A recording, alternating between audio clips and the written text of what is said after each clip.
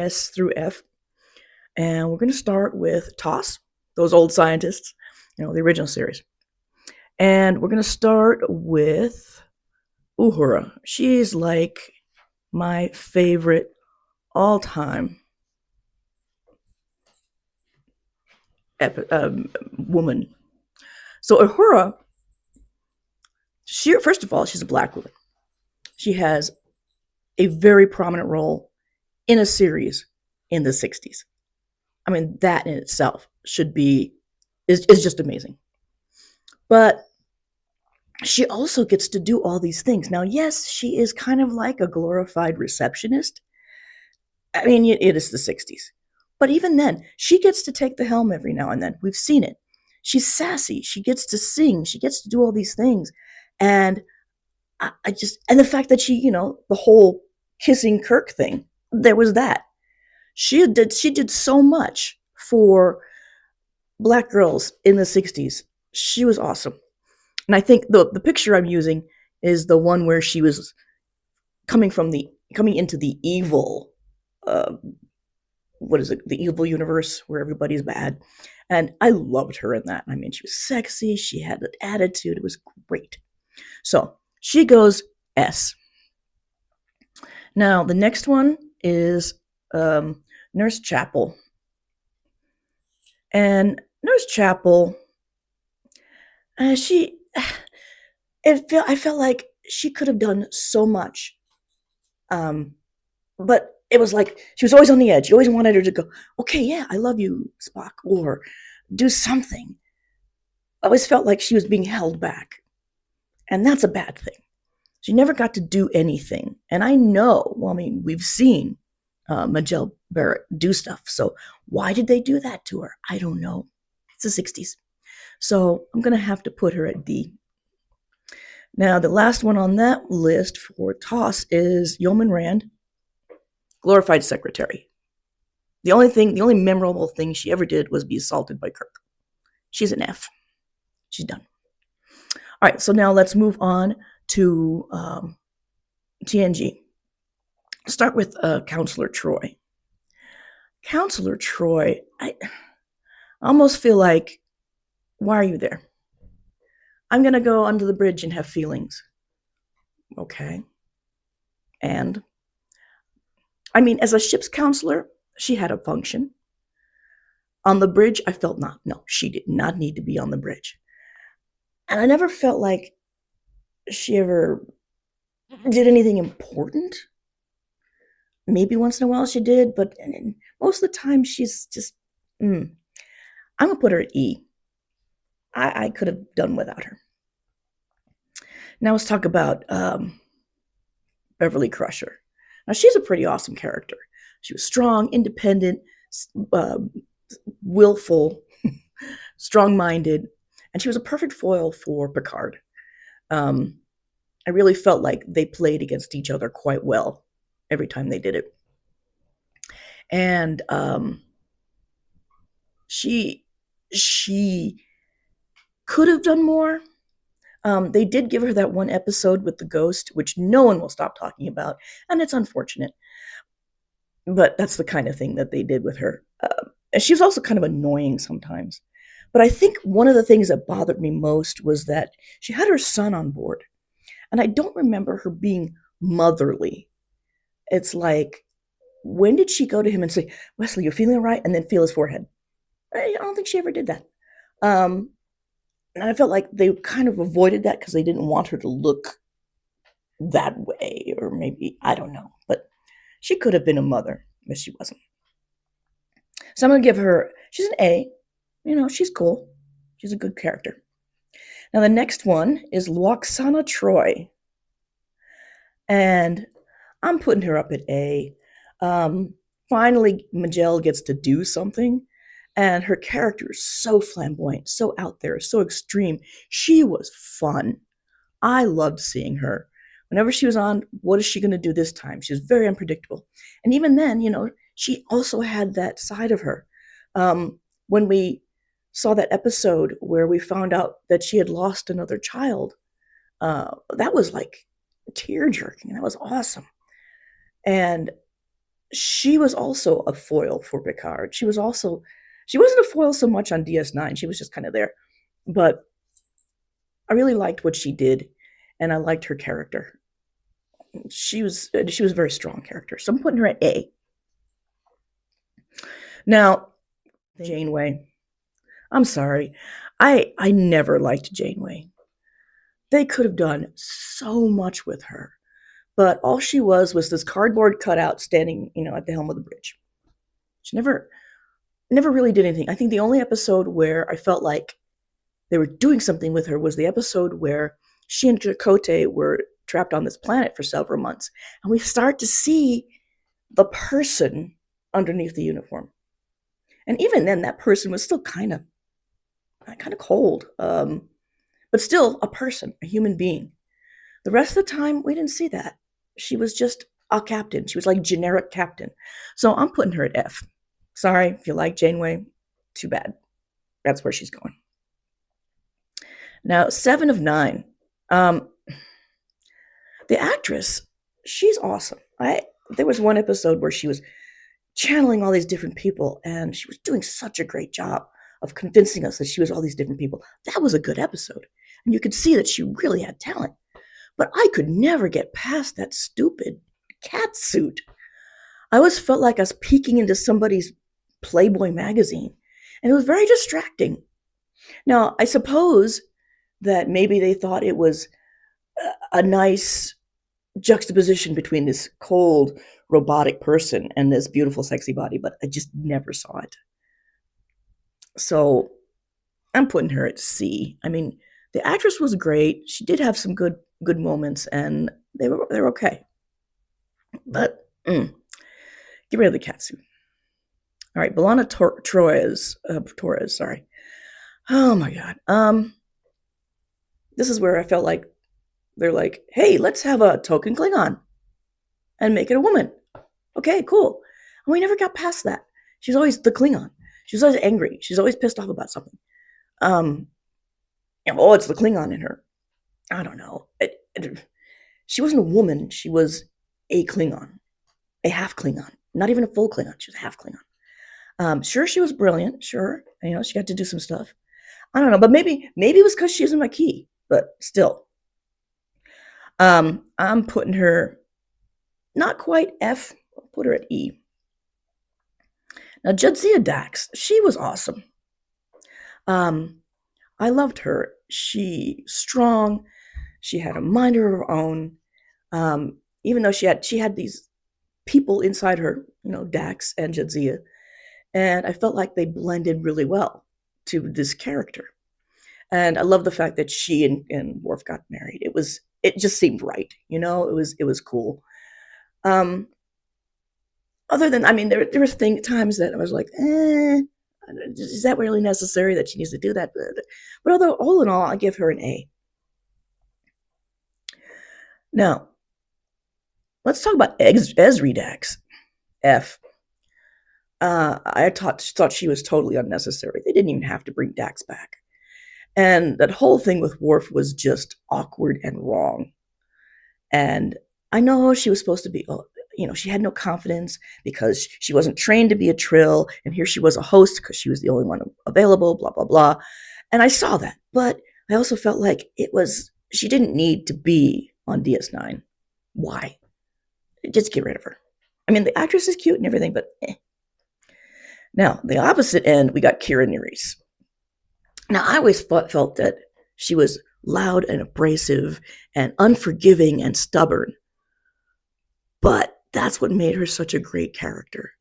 She took nothing from anybody. She was in charge all the time. She was very consistent. Even with her romance with Odo, it was still consistent. I still felt like this is Kira. This is her being in love, I suppose. So she was a great character. So I put her at S. Now, one of my favorite characters, though, Kai Wynn. Now, Kai Wynn, she's like she's the Space Karen, right? Space Karen, yay. But I think she was such a good villain. She was just the sweetest, most devoted religious person, and yet underneath, she was seething.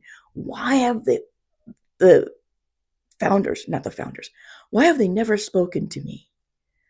Why have the prophets never chosen me? And then when the Pa-wraiths do, it's like, oh, I've been chosen. We're good now. And we find out, well, it's because she was never worthy. But she's worthy of the Pa-wraiths. Yeah. So towards the end there, when all that stuff was going on, I mean, it was perfect. It was great. So she's an S as a villain. Excellent. Now let's move on to the new seasons. I'm not going to do Picard because even though I liked Picard, at least the first season, it wasn't Star Trek to me. It was more like it was good science fiction, but it wasn't Star Trek. So I'm not going to go with that. So we're going to go on to Discovery, and I know a lot of people don't like Discovery, but too bad. I loved Discovery, especially first and second episodes, second season. Now Michael Burnham, awesome character, had a great backstory, had a great arc. We see her going from this person who's in prison, all this crap has happened to her, and her life is just down at the bottom, all the way up to becoming the captain of the Discovery. And it makes sense and it works. She is a really good character. I know, and she's great. I loved her. She also had that Vulcan elements because she was raised by Vulcans and all that other stuff. And it was good. She's an S. Now another one that goes to S, Georgiou. As a captain, she was okay. But then when we get the alternate universe Georgiou, oh my God, she was awesome. She was bad. She did bad things. She had this bad mentality. And yet, she loved Burnham. And she would go anywhere with that girl because it reminded her of the Burnham she had lost in the other universe. And I think it was also vice versa for Burnham, that she had this thing about Georgiou because she had lost her Georgiou in her universe. So even though, she's always willing to do the bad stuff. In fact, reveled in doing the bad stuff. Let me, somebody needs to do something bad. Yeah, me. And she was good at it. Loved her. So she is also superior. Now let's move on to Strange New Worlds. Again, we got a bunch of good ones, but not necessarily. We're going to go to, let's see, what do we want? Let's start with Nurse Chapel. Now, she's awesome, but not awesome. I feel like she could be more, but she's certainly like 100 times better than the original Nurse Chapel, mainly because she's got a job. She has a real job, and she's a real person. And we did see her, get with Spock. Yay, great. But on the other hand, I feel like she's kind of too independent, too cold. I just didn't really, I don't know. I just don't like her that much as a person. I think she's kind of well written, but I also feel like I don't know her well enough, And looking back at Strange New Worlds, I kind of feel that way with all of them. Why do I not know these women? Why do I not feel like I know what they would do in a certain situation? Maybe it's because it's new. I don't know. Maybe they're just not writing it well enough. But anyway, I'm going to give her a B. She's not bad, but she's not great. Then we go to number 1. Also giving her a B.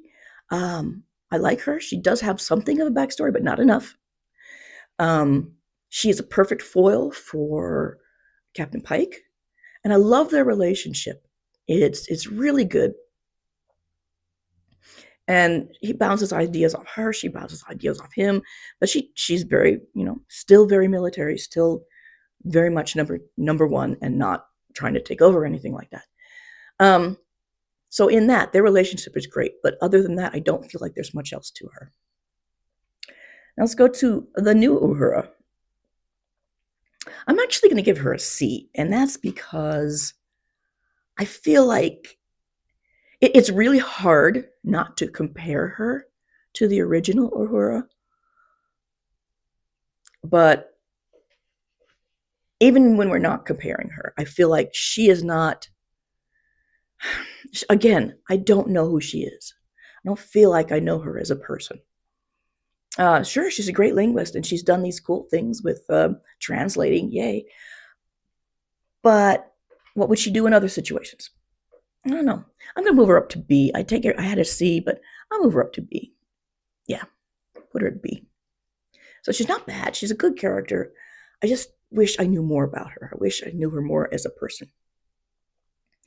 Now the last one is Erica. Oh my God, I love Erica. I'm gonna put her at A because again, she's one of those characters I wish I knew more about. But I think she's the most fleshed out of all of them. She enjoys being the head of the ship, at the helm of the ship. And it is so sexy to see someone take charge of a large machine like that and just take it where it needs to go and be in charge of it. Oh, just something about that. And I love the way she does that. And I love her attitude. She has some of a backstory. I mean, there was the thing with her brother, and then there's a time she was trapped on the planet. And those were good. And I could really see more being done with her. So she's got an A. All right, now the last one I'm going to do, I'm not doing Enterprise because I'll be honest, never really watched Enterprise. When it first came out and they had that horrible theme song, I was just turned off completely.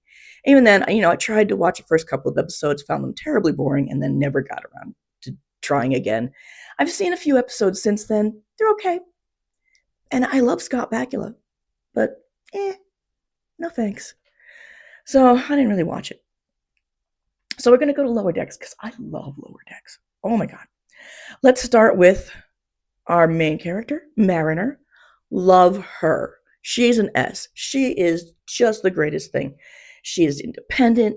She's wacky. She's got a great character. Oh my God. And she's funny. And the great thing about her is that she could be the captain of her own ship if she wanted to be, but she doesn't want to be. She's too busy having fun on Lower Decks. She does not want the responsibility. She has no desire to captain a ship. So she does the things that she needs to make sure she never is promoted. Do not promote this woman. She will do something that will get her demoted again. So don't. And I love the episode where it was a crossover between this one and the Strange New Worlds because the actress had it down as well. I mean, I really felt like I was watching the exact same character, only live. Very cool. Very cool. So she's an S. She is superior. Now, let's talk about her mother. Carol, the captain of the ship. She's pretty cool too. I really do like her. She's a real person. And especially you see that when she's talking to her husband about their daughter because Mariner is, of course, her daughter. And they clash. They clash something awful. And that I really see, you can see a mother-daughter relationship in that. And it's great. And you can see her relationship with her husband, who's like an admiral or something. I think he's an admiral. And you can see their relationship. So she's a real person. And it's ironic seeing as it's a cartoon character. But she's more of a real person than a lot of the other women in Star Trek. So I'm giving her an A. I really like her. Now, Devana Tendi, this is the last one I'm going to do, I think. I'm going to put her at B, and that's because she's an Orion. But she's just so fun and bubbly.